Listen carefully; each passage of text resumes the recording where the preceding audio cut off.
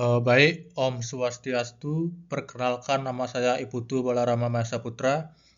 Di sini saya akan mempresentasikan mengenai tugas ujian akhir semester yang diberikan oleh dosen pengampu, yaitu Ibu Dr. Komang Febrinayanti Dantes, SHMKN. Mata kuliah Teori Hukum. Topik yang saya ambil di sini adalah Teori Hukum Murni. Pertama-tama saya akan menjelaskan mengenai bab 1, yaitu pendahuluan. Yang pertama itu adalah penjelasan mengenai latar belakang masalah.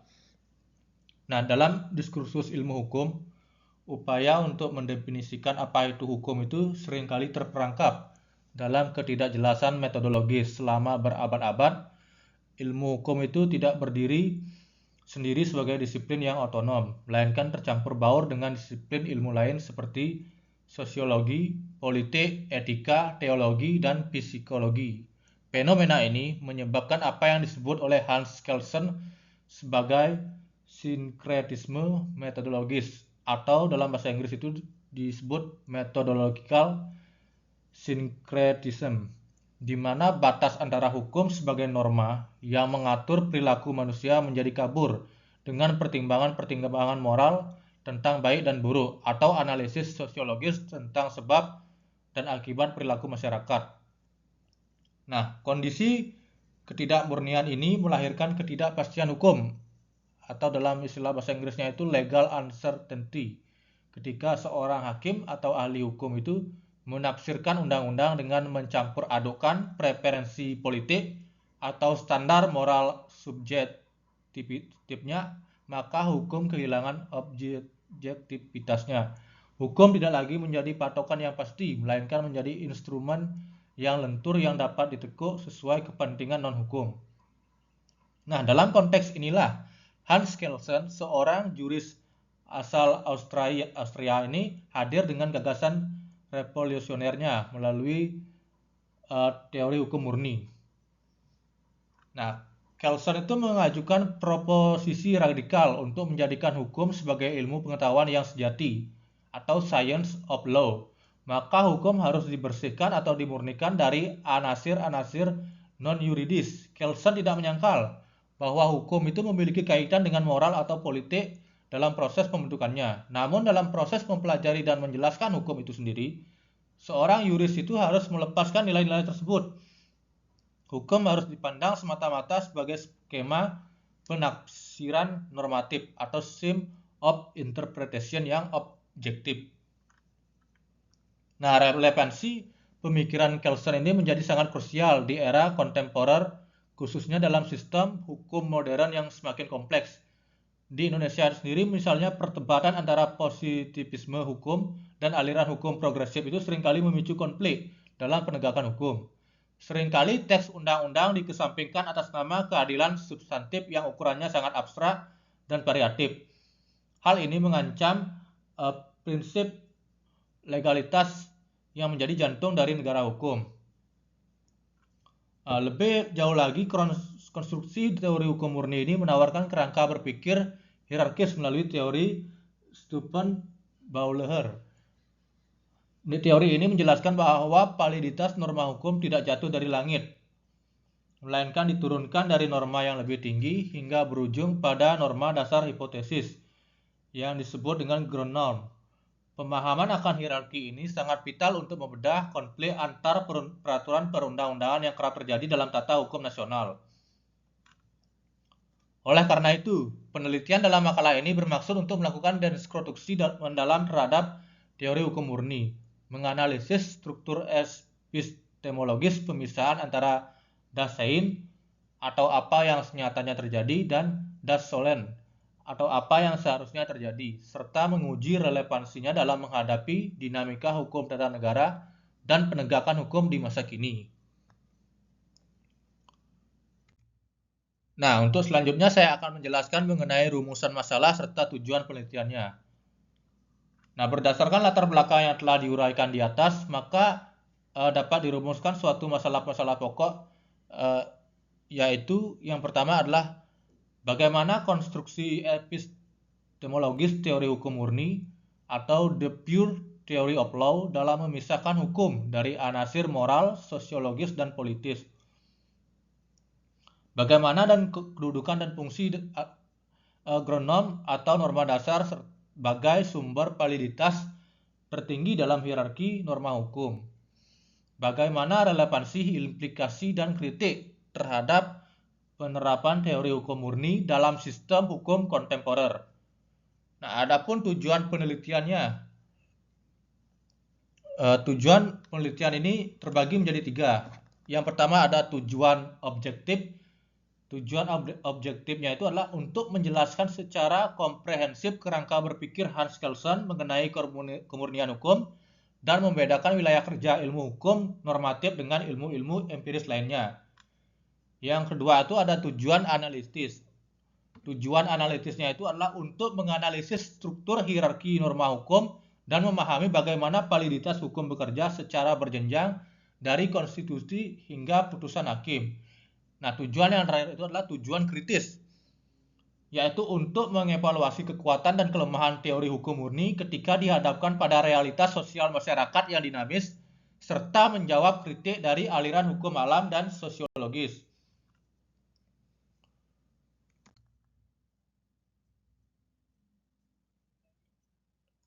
Nah, selanjutnya ada mengenai kerangka teoritis hakikat kemurnian hukum.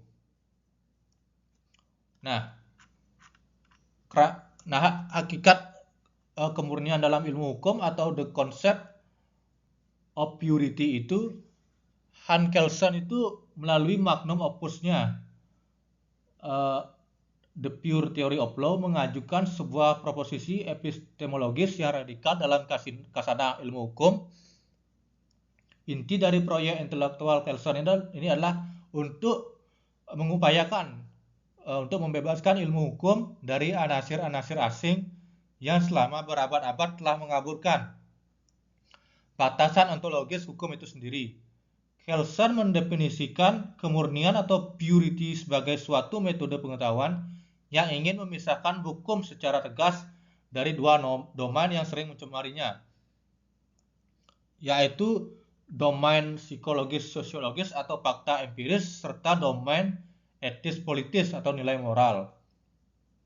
Kritik utama Kelsen itu ditujukan pada apa yang disebutnya sebagai sinkretisme metodologis. Dalam pandangan Kelsen ini, ilmu hukum tradisional itu telah gagal menjadi ilmu yang mandiri karena mencampur adukan hukum dengan sosiologi dan filsafat moral.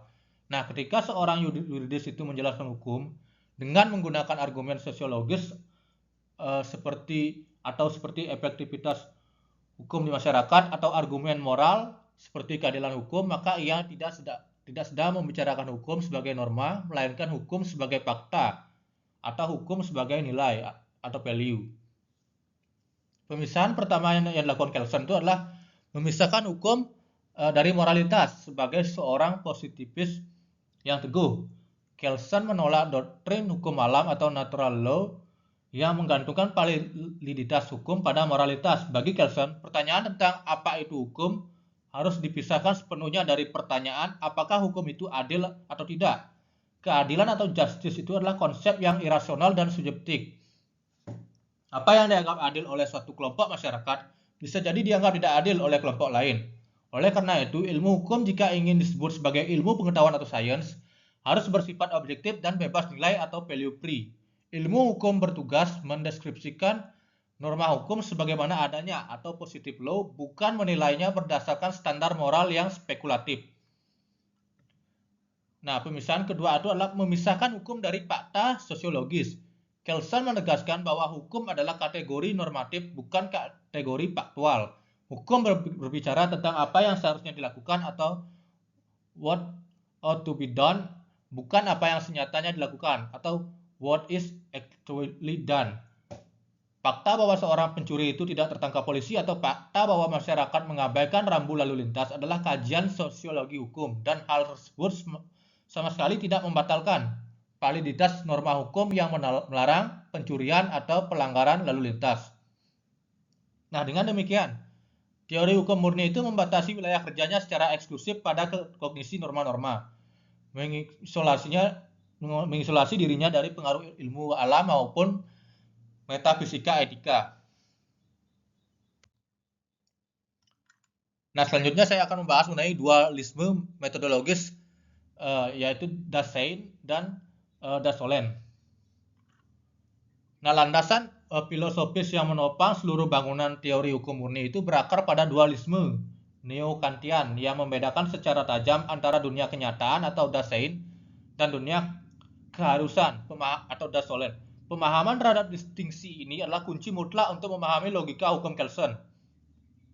Dalam dunia alam atau nature, berlaku prinsip kausalitas atau causality. Rumus kausalitas itu adalah jika A terjadi, maka B pasti terjadi. Hubungan antara sebab dan akibat dalam alam itu bersifat independen dan kehendak manusia. Misalkan, jika logam dipanaskan, maka ia memuai. Hubungan ini terjadi secara otomatis dan tak terelakkan. Sebaliknya dalam dunia hukum, tidak berlaku prinsip kausalitas, melainkan prinsip imputasi atau pertanggungjawab atau imputation. Rumus imputasi adalah jika A terjadi, maka B seharusnya terjadi. Misalnya, jika seseorang melakukan pembunuhan, maka ia seharusnya dipenjara. Perhatikan kata seharusnya. Hukuman penjara itu tidak terjadi secara otomatis sebagai akibat alamiah dari pembunuhan atau seperti logam memuai karena panas. Hukuman penjara itu terjadi karena ada norma hukum yang menautkan atau imputed perbuatan membunuh dengan sanksi penjara. Kelsen itu menekankan bahwa hubungan dalam hukum sepenuhnya merupakan hasil konstruksi kehendak atau act of will otoritas pembentuk hukum, bukan hubungan sebab akibat alamiah dalam realitasnya atau sein. Sangat mungkin seorang pembunuh melarikan diri dan tidak pernah dipenjara, namun secara normatif, Solen, norma yang menyatakan pembunuh harus dihukum tetap valid dan berlaku. Inilah yang dimaksud Kelsen bahwa ilmu hukum itu adalah ilmu normatif. Ia tidak memprediksi apa yang akan terjadi, melainkan menetapkan apa yang seharusnya terjadi menurut aturan yang berlaku. Nah, selanjutnya adalah penjelasan mengenai dinamika validitas dan efektivitas hukum. Nah, Kelsen itu memandang hukum tidak sebagai kumpulan aturan yang statis, melainkan sebagai suatu sistem tata hukum yang dinamis atau nomodynamic. Hukum memiliki kemampuan untuk mengatur penciptaan dirinya sendiri. Dalam kerangka ini, Kelsen memperkenalkan dua konsep fundamental, validitas dan efektivitas. Nah, validitas itu adalah eksistensi spesifik dari sebuah norma. Mengatakan bahwa sebuah norma itu valid berarti mengatakan bahwa norma itu ada, mengikat dan memiliki kekuatan hukum bagi Kelsen.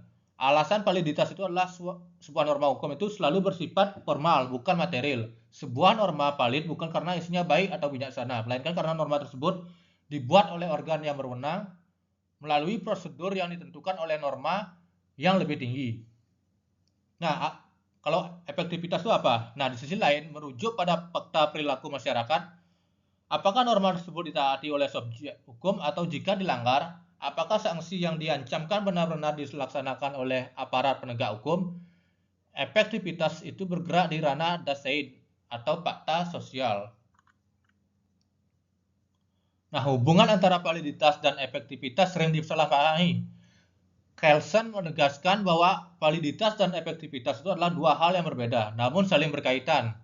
Sebuah norma hukum tunggal tetap valid meskipun sesekali dilanggar atau tidak efektif. Namun Kelsen itu mengakui bahwa suatu sistem hukum secara keseluruhan harus memiliki tingkat efektivitas minimum agar tetap dianggap valid. Jika sebuah konstitusi dan seluruh aturan di bawahnya sama sekali tidak lagi dipatuhi oleh masyarakat, misalnya karena revolusi politik, maka sistem hukum tersebut kehilangan validitasnya karena telah kehilangan pijakan pada realitas. Namun selama sistem itu secara umum berlaku, validitas spesifik norma itu tidak digantungkan pada efektivitasnya per kasus. Nah, selanjutnya saya akan menjelaskan mengenai teori jenjang norma atau Stufen-Bauer. Konsep yang paling monumental dari Hans Kelsen itu adalah yang kemudian disempurnakan oleh muridnya, Adolf Merck, adalah teori jenjang norma. Kelsen itu menggambarkan sistem hukum itu sebagai sebuah susunan bertingkat menyerupai piramida atau pyramid of law, di mana validitas norma yang lebih rendah atau inferior selalu bersumber dan diturunkan dari norma yang lebih tinggi atau superior. Nah, struktur hierarkis ini dapat dijelaskan sesuai pada bagan atau piramida ini. Jadi yang pertama itu adalah norma individual atau individual norms. Ini adalah lapisan paling bawah dan paling konkret dari piramida hukum. Norma individual itu ditujukan pada subjek hukum tertentu. Contoh yang paling jelas itu adalah putusan pengadilan atau judicial decision, keputusan tata usaha negara atau administrative decision, dan kontrak perdata antar pihak. Nah, dalam pandangan Kelsen, peran hakim sangat krusial di tahap ini. Kelsen menolak pandangan bahwa hakim hanya menemukan hukum. Bagi Kelsen, hakim adalah pencipta hukum atau lawmaker untuk kasus konkret. Ketika hakim memvonis terdakwa, hakim sudah menciptakan norma individual baru yang sebelumnya tidak ada. Oleh karena itu, proses peradilan itu adalah tahap konstitutif dalam pembentukan hukum, bukan sekedar deklaratif. Nah, yang selanjutnya itu adalah norma umum atau general norms. Di atas norma individual terdapat norma umum, yaitu undang-undang atau statute dan hukum kebiasaan atau customary law. Norma ini bersifat abstrak umum, artinya berlaku bagi siapa saja yang memenuhi kualifikasi yang dirumuskan dalam aturan tersebut dan berlaku terus-menerus. Undang-undang memberikan validitas bagi hakim untuk mengeluarkan putusan atau norma individual. Tanpa adanya undang-undang, putusan hakim tidak memiliki dasar legitimasi. Kemudian yang ketiga itu adalah konstitusi atau constitution. Di atas norma umum terdapat konstitusi dalam arti material. Konstitusi berfungsi mengatur prosedur pembentukan norma umum atau undang-undang. Konstitusi itu menentukan organ mana yang berhak membuat undang-undang, misalnya parlemen, dan bagaimana prosedurnya. Validitas undang-undang bergantung sepenuhnya pada kesesuaiannya dengan konstitusi. Jika sebuah undang-undang dibuat tidak sesuai prosedur konstitusi atau bertentangan substansinya, maka undang-undang tersebut cacat secara hukum. Proses pergerakan dari konstitusi ke undang-undang dan dari undang-undang ke putusan hakim disebut oleh Kelsen sebagai proses konkretisasi atau concretization dan individualisasi. Semakin ke bawah norma hukum menjadi semakin konkret dan semakin sedikit unsur abstraknya. Nah, lalu yang terakhir itu adalah grand norm atau norma dasar. Sebuah postulat transendental. Pertanyaan pamungkas dalam teori hierarki Kelsen ini adalah, jika validitas putusan hakim berasal dari UU dan validitas UU berasal dari konstitusi, lantas dari mana validitas konstitusi berasal? Kelsen menjawab persoalan ini dengan memperkenalkan konsep grand norm atau norma dasar atau basic norm. Nah, konsep ini konsep yang paling abstrak dan filosofis dalam teori hukum murni. Kelsen itu menegaskan bahwa grand norm itu bukanlah norma hukum positif. Ia tidak dibuat oleh parlemen, tidak ditulis di atas kertas, dan bukan merupakan produk kehendak politik. Grand norm ini adalah sebuah norma hipotesis atau hypothetical norm atau pengandaian dasar atau presupposition. Secara epistemologis, grand norm ini berfungsi sebagai sumber validitas terakhir yang harus diterima secara a priori atau tanpa pembuktian agar keseluruhan sistem hukum itu menjadi masuk akal. Tanpa mengasumsikan adanya grand norm, kita tidak bisa membedakan antara perintah seorang penagih pajak yang sah dengan perintah seorang perampok yang menodongkan senjata. Keduanya sama-sama memaksa, namun perintah penagih pajak dianggap hukum karena kita mengandaikan adanya grand norm yang memberikan legitimasi pada konstitusi negara. Isi dari grand norm ini sangat sederhana, yaitu perintah untuk mematuhi konstitusi yang efektif. Bunyinya kira-kira, yaitu orang harus berperilaku sesuai dengan konstitusi yang telah ditetapkan secara sah dan efektif. Grand norm ini bukanlah sumber etika atau keadilan, melainkan hanya alat bantu logika yuridis atau heuristic hipotesis untuk menutup rantai regresi tanpa batas atau infinite regress dalam mencari sumber validitas hukum. Dengan konsep ini, Kelsen itu berhasil menciptakan sistem hukum yang tertutup atau closed system yang mampu menjelaskan validitasnya sendiri tanpa perlu merujuk pada otoritas Tuhan, alam atau moralitas di luar hukum.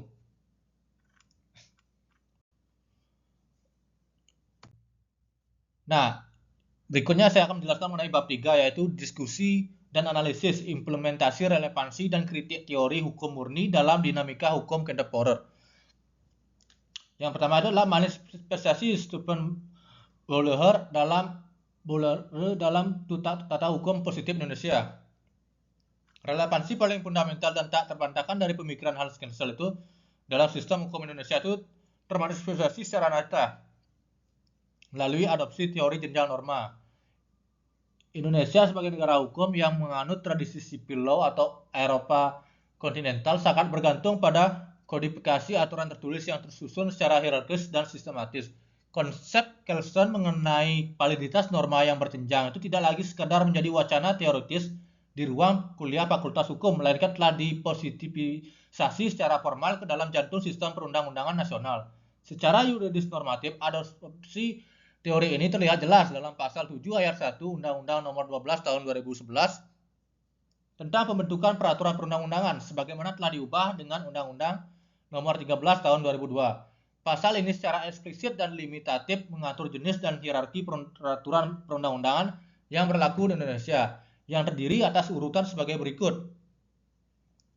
Yaitu yang pertama adalah Undang-Undang Dasar Negara Republik Indonesia tahun 1945, kemudian ketetapan Majelis Permusyawaratan Rakyat, kemudian ada undang-undang atau peraturan pemerintah pengganti undang-undang, selanjutnya ada peraturan pemerintah, ada peraturan presiden, peraturan daerah provinsi, dan terakhir ada peraturan daerah kabupaten atau kota. Struktur hierarkis tersebut merupakan cerminan langsung dari piramida hukum yang digagas Kelsen. Konsekuensi logis dari struktur ini adalah berlakunya prinsip hukum umum lex superior derogat legi inferiori, di mana peraturan yang derajatnya lebih rendah tidak boleh bertentangan dengan peraturan yang derajatnya lebih tinggi. Dalam perspektif teori hukum murni, validitas norma hukum yang lebih rendah atau inferior sepenuhnya digantungkan pada delegasi kewenangan yang diberikan oleh norma yang lebih tinggi atau superior. Sebagai ilustrasi konkret, sebuah peraturan daerah atau perda hanya memiliki kekuatan hukum yang sah apabila ia dibentuk berdasarkan perintah delegasi dari undang-undang di atasnya. Jika perda tersebut bertentangan dengan undang-undang, baik secara materi muatan maupun prosedur pembentukan, maka sesuai logika Kelsenian, norma tersebut kehilangan dasar validitasnya dan harus dinyatakan batal demi hukum atau tidak mempunyai kekuatan hukum mengikat. Nah, mekanisme ini untuk menjaga konsistensi hierarki ini yang disebut Kelsen sebagai jaminan legalitas konstitusi. Di Indonesia ini dijalankan melalui sistem pengujian peraturan perundang-undangan atau judicial review yang terbagi dalam dua poros kekuasaan kehakiman, yaitu Mahkamah Agung dan Mahkamah Konstitusi. Mahkamah Agung itu diberikan wewenang untuk melakukan uji material terhadap peraturan perundang-undangan di bawah undang-undang terhadap undang-undang. Sedangkan Mahkamah Konstitusi itu memegang mandat konstitusional untuk menguji undang-undang terhadap Undang-Undang Dasar 1945. Keberadaan Mahkamah Konstitusi Republik Indonesia itu sendiri merupakan bukti historis pengaruh Hans Kelsen yang dalam sejarah hukum dunia itu dikenal sebagai arsitek intelektual pembentukan pengadilan konstitusi pertama di Austria pada tahun 1920.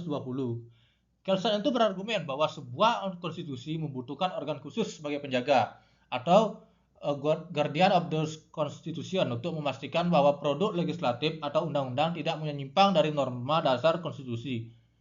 Tanpa adanya mekanisme pembatalan yang terlembaga ini, hierarki norma hanya akan menjadi macan kertas tanpa daya ikat yang memaksa. Namun demikian, dalam tataran praksis penerapan ini di Indonesia seringkali menghadapi tantangan disharmoni dan tumpang tindih peraturan yang akut. Fenomena yang sering disebut sebagai obesitas regulasi atau hyper regulation, banyaknya peraturan pelaksana yang diterbitkan oleh berbagai kementerian, lembaga negara non-kementerian, hingga pemerintah daerah seringkali menimbulkan konflik norma yang membingungkan masyarakat dan pelaku usaha. Dari kacamata teori hukum murni, kekacauan regulasi ini menunjukkan adanya kegagalan dalam jaga rantai validitas norma. Ketika sebuah aturan teknis dibuat tanpa landasan wewenang yang jelas dari aturan di atasnya, atau ketika substansinya bertabrakan dengan aturan yang lebih tinggi, maka sistem hukum tersebut mengalami cacat logika. Oleh karena itu, upaya harmonisasi pembulatan dan pemantapan konsepsi rancangan peraturan perundang-undangan itu yang diamanatkan undang-undang sejatinya adalah upaya metodologis untuk mengembalikan kemurnian struktur hukum agar kembali tegak lurus sesuai dalil piramida Kelsen. Nah, selanjutnya adalah problematika kedudukan Pancasila antara ground norm dan state fundamental norm. Diskursus akademik yang paling kompleks dan filosofis dalam upaya menerapkan teori Kelsen di Indonesia itu adalah menentukan posisi Pancasila dalam hierarki norma hukum. Dalam bangunan teori Kelsen, puncak dari sistem hukum itu adalah ground norm atau norma dasar.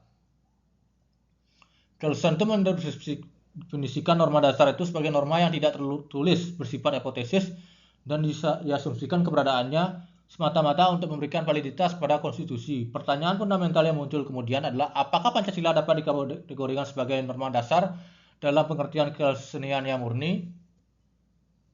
Jika kita merujuk secara ketat atau strict pada teks asli Kelsen, Pancasila ini sulit dikategorikan sebagai norma dasar murni. Alasannya adalah sifat ontologis dari norma dasar itu sendiri merupakan asumsi transendental logis. Sementara itu, Pancasila itu bukanlah norma hipotesis yang tidak tertulis.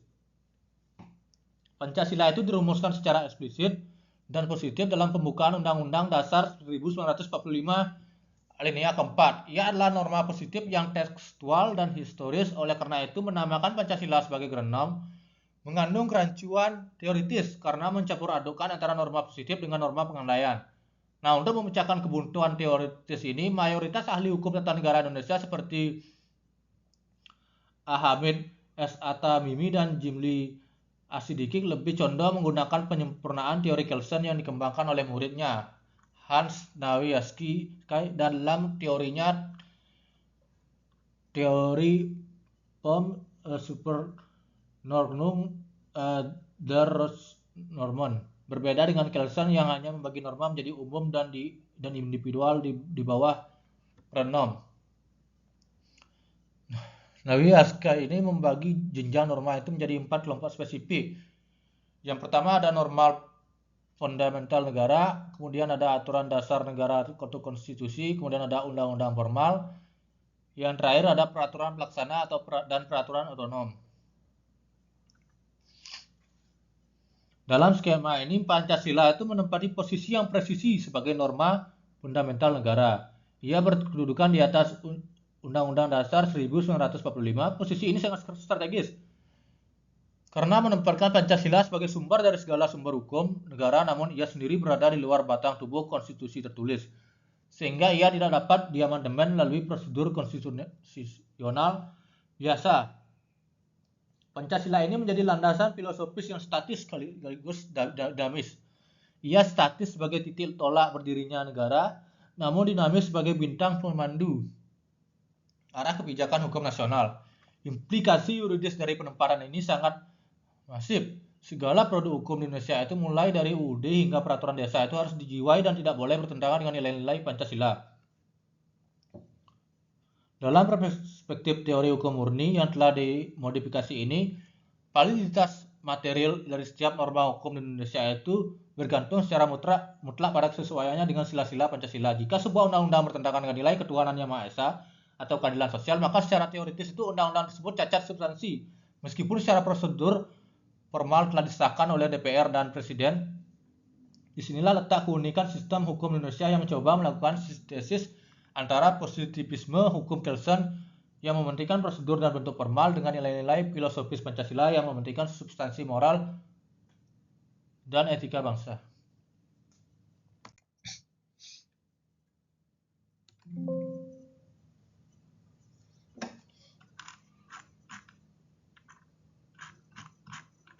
Nah, adapun kesimpulan yang dapat saya berikan itu,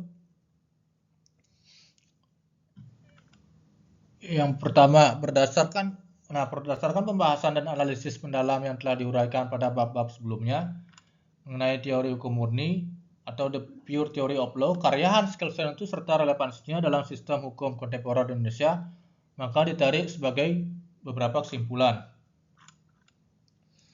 Yang pertama itu adalah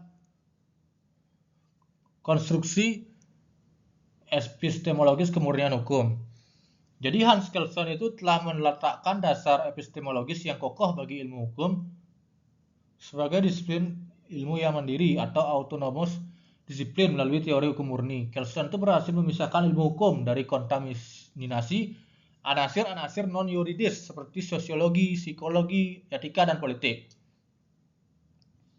Kelsen itu menegaskan bahwa hukum itu adalah kategori normatif atau Dashollen yang beroperasi berdasarkan prinsip imputasi, berbeda secara diametral dengan ilmu alam yang beroperasi berdasarkan prinsip kausalitas atau causality.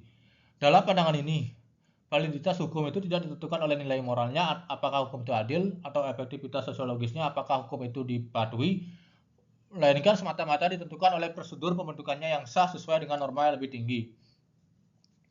Teori jenjang norma yang memvisualisasikan sistem hukum sebagai piramida bertingkat memiliki relevansi yang sangat kuat dalam tata hukum Indonesia. Hal ini terbukti dengan diadopsinya prinsip hierarki peraturan perundang-undangan dalam pasal 7 Undang-Undang Nomor 12 Tahun 2011. Konsekuensi dari teori ini adalah berlakunya asas lex superior derogat legi inferiori, di mana validitas norma yang lebih rendah bergantung mutlak pada norma di atasnya. Terkait posisi Pancasila, analisis menggunakan perspektif Hasnawiska ini menempatkan Pancasila sebagai norma fundamental negara yang berada di luar dan di atas Undang-Undang Dasar 1945. Posisi ini menjadikan Pancasila sebagai sumber dari segala sumber hukum yang menjadi batu uji material bagi seluruh peraturan perundang-undangan di bawahnya, sekaligus menjawab kebingungan teoritis mengenai status genom dalam hukum positif Indonesia. Kemudian kesimpulan yang terakhir itu adalah dialektika kepastian dan keadilan. Penerapan teori hukum murni itu secara kaku atau strict Indonesia itu menghadapi tantangan serius berupa ketegangan antara kepastian hukum dan keadilan substantif.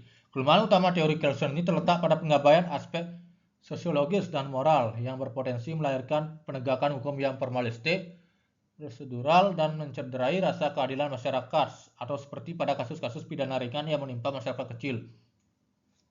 Kritik dari aliran hukum alam dan sosiologis itu menunjukkan bahwa hukum itu tidak bisa sepenuhnya steril dari nilai moral dan kenyataan sosial. Oleh karena itu, meskipun konstruksi logika Kelsen sangat vital untuk menjaga ketertiban sistem hukum, ia memiliki keterbatasan dalam mewujudkan hukum yang humanis dan responsif. Nah, adapun saran yang dapat saya berikan itu adalah